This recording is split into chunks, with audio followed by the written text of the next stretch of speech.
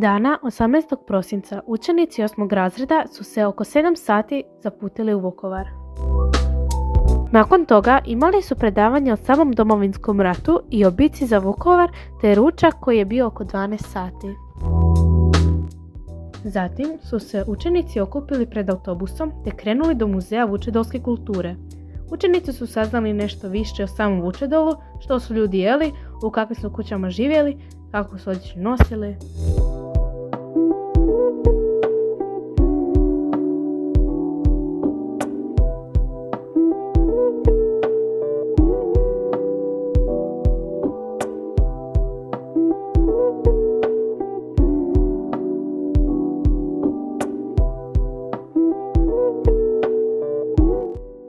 Kada su učenici bili gotovi s obilaskom muzeja, na putu natrag do hostela, učenici su otišli u obilazak vodotornja.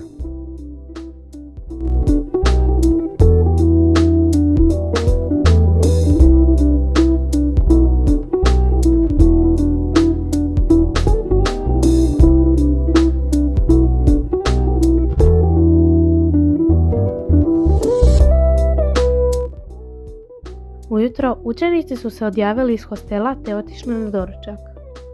Nakon doručka su se ukrcali u bus te krenuli u obilazak memorijalnih lokacija.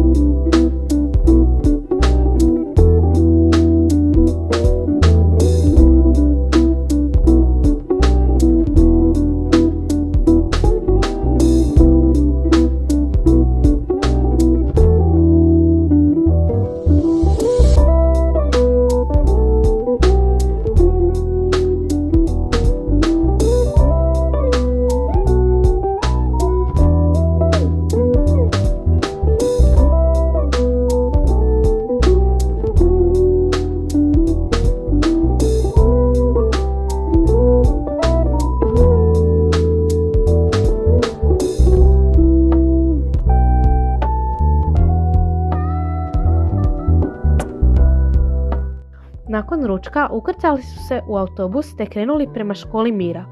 Prije toga učenici su imali slobodnog vremena pa su se otišli počastiti.